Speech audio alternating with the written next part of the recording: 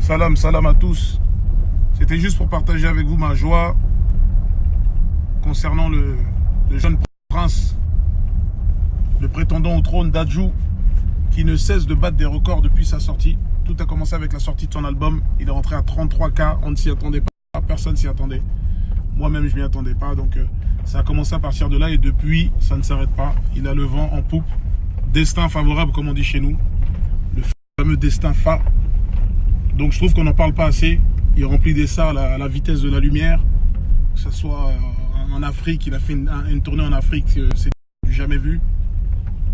Pas de médias, c'est pas relayé, il n'y a rien du tout. Alors que pour moins que ça fait du boucan, ça casse des bouteilles en boîte, ça fait un tintamarre, pas possible pour moins que ça, pour des gens qui trichent à longueur de temps, cette fameuse triche légale sur les plateformes de streaming. On va pas s'attarder là-dessus. Ouais, je disais, messieurs, dames, cette fameuse triche légale sur les plateformes, on va pas s'attarder dessus. Des gens qui rentrent à des je sais pas combien, mais ça n'arrive pas à caler des tournées. Je sais pas moi, logiquement, tu rentres à plus de 50, 60, 45. Tu cales une tournée des Zéniths. Moi, je me rappelle à l'époque de section d'assaut. On a sorti l'école des points vitaux, on est rentré à 22K. On est rentré à 22 000. 22 000 première semaine. On a calé une tournée des Zéniths. Full na full. Full na full. Zénith na Zénith. On a fait même tous les clubs des showcases. On a commencé les showcases. On a commencé les showcases, c'était encore les Bernard Minet qui tournaient dans les boîtes de nuit. Personne n'était en showcase, on croisait personne. Donc full na full, on était rentré à 22 000. Comment à 22 000 on en fait une tournée des Zéniths de Bercy avec la section d'assaut? Là des gens ils rentrent à des je sais pas combien, ils n'arrivent pas à caler un Zénith. On les voit que dans des clubs. Oh, c'est quoi le délire? Donc moi je trouve que les médias ils parlent pas assez de Dadju. Donc pourquoi je parle de tout ça? Parce que c'est énervant. C'est énervant parce que Dadju il est rentré à 33K. Sans tricher, sans rien du tout. Ça veut dire qu'il aurait triché, ça rentre à combien? Il sera rentré à 70K, ça se trouve, tu vois. Et dans la tête des gens, des ignorants, des petits qui connaissent rien, des gens qui connaissent rien, ils sont là, ils disent, ah, Nanani, il est rentré à 33K, l'autre, il est rentré à plus, Nanani. Alors qu'en vérité, Dadju, il les écrase. Il les piétine, en vérité. Tout simplement, tu vois. Mais, à cause des tricheurs, c'est en train de tout fausser. C'est en train de dévaloriser certains artistes. Certaines personnes qui se battent réellement, de vrais artistes qui font des vraies chansons, qui savent comment faire les choses, qui sont conscients d'eux-mêmes, conscients de ce qu'ils font, alors que les autres, ils sont là, sont comme des bébés qui appuient sur la télécommande sur des boutons.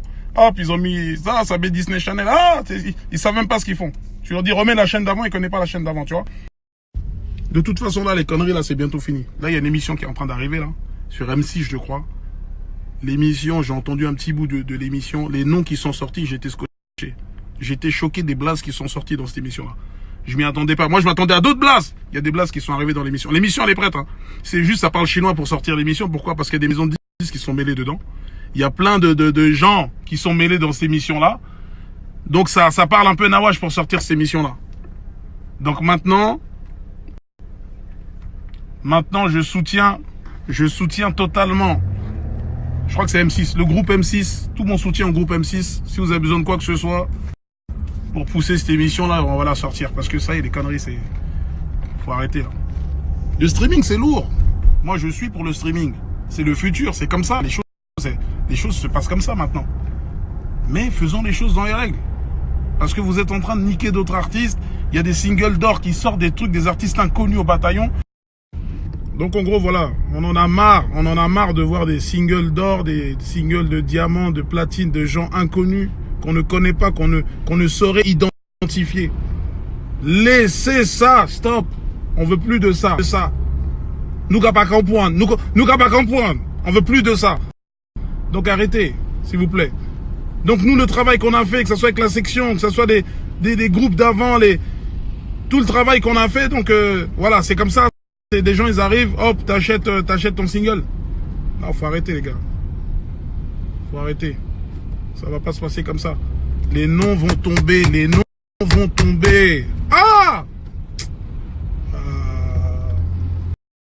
Moi je pense que la solution à tout ça, pour commencer à démasquer les gens là, il faut faire le Zénith Challenge.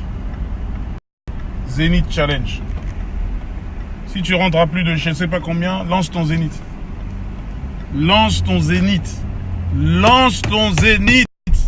Laisse ça. Je vais vous raconter ce qui s'est passé. Je vais vous raconter une petite histoire. Il y a une brèche qui s'est formée il y a de cela maintenant 4 ans. Une brèche intersidérale.